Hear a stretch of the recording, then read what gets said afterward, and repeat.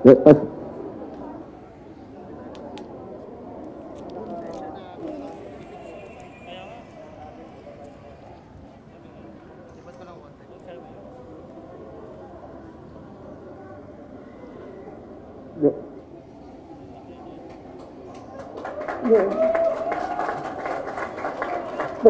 time ko pong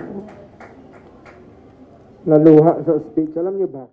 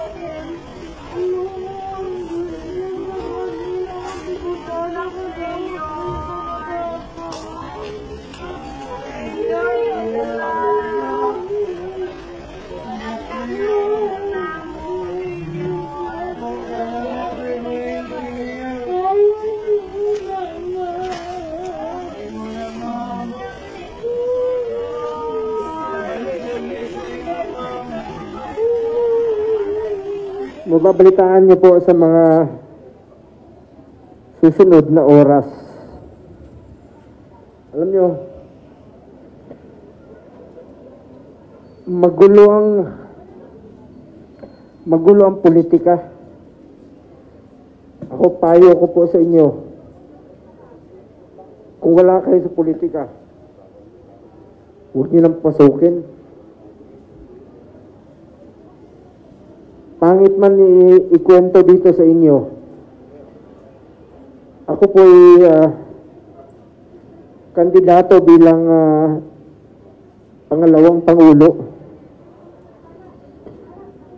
Pero marami pong mga pangyayari sa mga nakaraang oras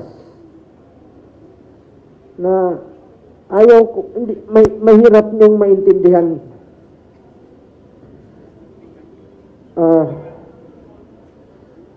Sa politika,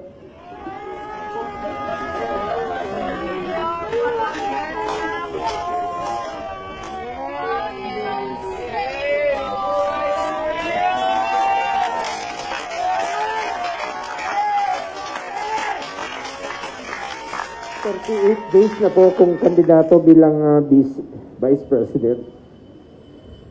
Pero siguro dahil sa pagmamahal ko sa ating mahal na Pangulo, tagal po ako nagtrabaho sa kanya. Kilala ko po sa yung pagmamahal niya po sa tao. Diyan ko po natutunan yung Malasakit Center. Etong kandidatura ko bilang Vice Presidente ay maaring magbago. Kasi hindi ho maiwasan.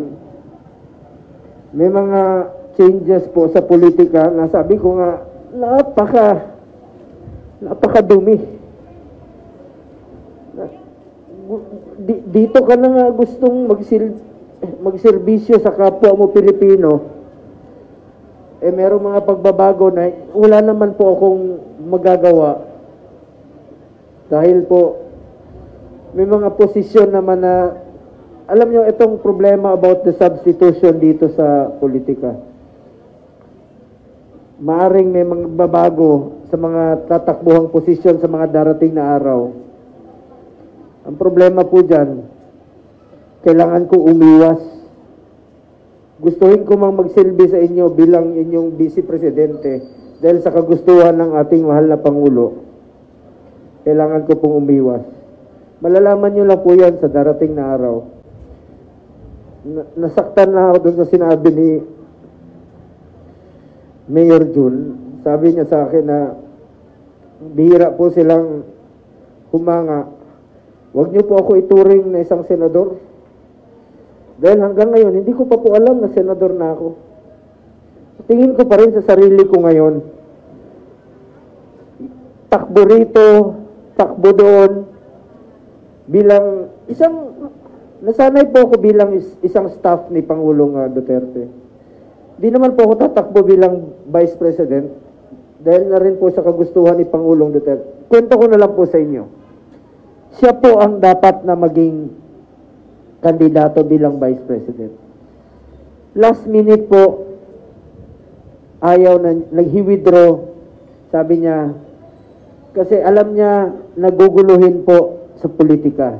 Sasabihin, bakit ka tumakbong Vice Presidente? Unconstitutional na yan. So he decided not to run. Sabi niya, Bong, meron tayong partido. Kailangan may isa sa atin na tumakbo. So tumakbo po ako. Ngayon as Vice President, 38 days na po akong kandidato bilang Vice Presidente. Malalaman nyo lang po sa mga susunod na oras kung merong changes po sa mga kakandidato. At kung kailangan kong umiwas, wala po ako magagawa. Pero ito lang po ang mapapangako ko sa inyo. Kahit kapitan, kahit na ordinaryong mamamayan po ako, patuloy po akong magsiservisyo sa aking kapwa Pilipino.